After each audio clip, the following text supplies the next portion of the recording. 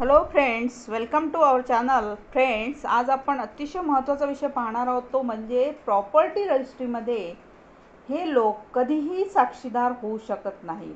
तर त्याबद्दल काय रूल्स आहेत, काय नियम आहेत ते जाणून घेऊयात. तर प्रॉपर्टी रजिस्ट्रेशनबद्दल अतिशय महत्त्वाचा पार्ट असतो तो म्हणजे विटनेस, साक्षीदार आवश्यक असतात. तर एखादी प्रॉपर्टी एका व्यक्तीच्या नावावरून दुसऱ्या व्यक्तीकडे ट्रान्सफर केली जाते तेव्हा त्यासाठी मुद्रांक आणि नोंदणी शुल्क भरावे लागते.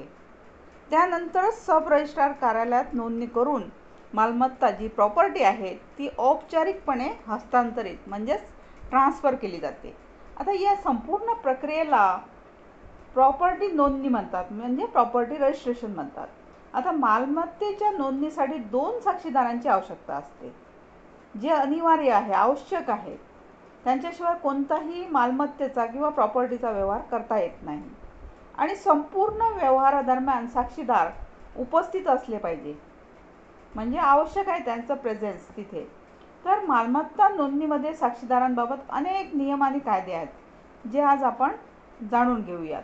आता कोणाला साक्षीदार बनवता येत नाही त्याबद्दल पाहूया. तर 18 वर्षापेक्षा कमी वयाच्या व्यक्तीला प्रॉपर्टीच्या व्यवहारात साक्षीदार बनवता येत नाही, हा महत्त्वाचा नियम आहे.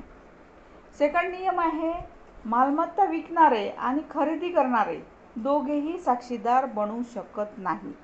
म्हणजे जो प्रॉपर्टी विकतो तो सुद्धा बनू शकत नाही आणि जो घेतो त्याला सुद्धा विटनेस बनता येत नाही, साक्षीदार बनता येत नाही. आता नेक्स्ट नियम आहे, व्यक्तीची मानसिक स्थिती चांगली नसल्यास तीही व्यक्ती साक्षीदार बनू शकत नाही. म्हणजे तो साऊंड माइंड, साऊंड बॉडी असायला पाहिजे. मालमत्तेच्या व्यवहारात फक्त अशा व्यक्तीला साक्षीदार बनवले जाते ज्याला लोक, अटी आणि कोणत्या किमतीला व्यवहार होत आहे याची माहिती आहे.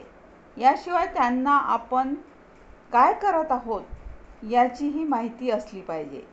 तर हे नियम आहेत की कोणाला साक्षीदार बनवता येत नाही याबद्दल. तर भारतीय नोंदणी कायदा 1908 अंतर्गत कोणत्याही प्रॉपर्टीच्या नोंदणीची संपूर्ण प्रक्रिया केली जाते. या कायद्यात प्रॉपर्टीच्या कागदपत्रांची नोंदणी, पुरावे जतन करणे, फसवणूक रोखणे आणि मालकीची हमी सुनिश्चित करण्याची तरतूद आहे. तर ही होती अतिशय महत्त्वाची माहिती. थँक्यू.